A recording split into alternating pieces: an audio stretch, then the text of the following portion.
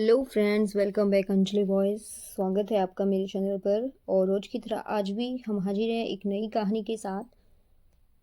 और हमारी कहानी का शीर्षक है तृष्णा। तो चलिए शुरू करते हैं अपनी कहानी।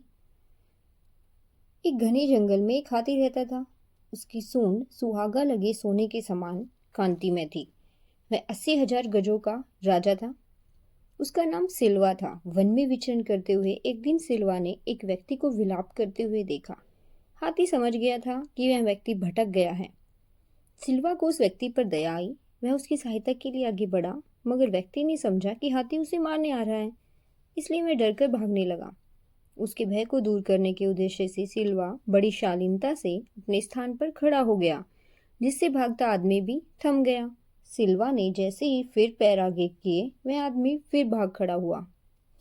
कई बार जब सिल्वा ने अपने उपक्रम को वैसे ही दोहराया तो भागते आदमी का भय भी भाग गया। वह समझ गया कि सिल्वा कोई खतरनाक हाथी नहीं है।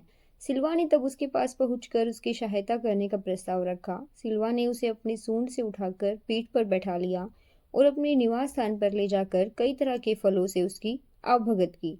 सिल्वा ने उसे पुनः अपनी पीठ पर बिठाकर उस निर्जन वन के बाहर बस्ती के करीब लाकर उसको छोड़ दिया।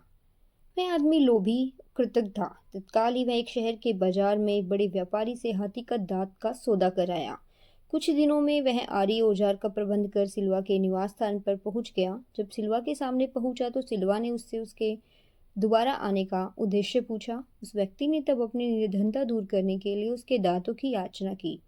उन दिनों सिल्वा दान परायण होने की साधना कर रहा था, अतः उसने उस आदमी को याचना को स्वीकार कर लिया और उसकी सहायता के लिए घुटनों पर बैठ गया ताकि वह उसके दांत काट सके।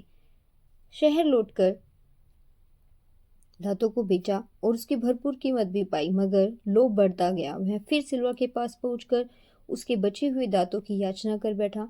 सिल्वा ने उन्हें फिर से अपने बचे हुए दांत भी दे दिए।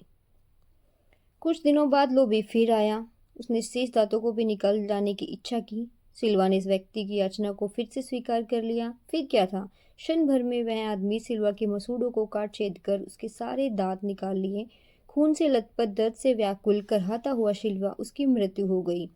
जब दो लोभी वन की ओर सीमा पार नहीं कर पाया, धरती अचानक फट गई और वह आदमी काल के गाल में समा गया। तभी वहां वास करती हुई एक यक्षिनी ने गाना गाया कि मांगती है तृष्णा, कि जिसकी भूख कभी नहीं खत्म हो सकती।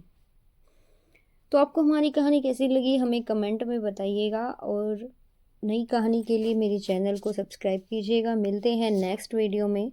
तब तक के लिए जय हिंद, जय भारत।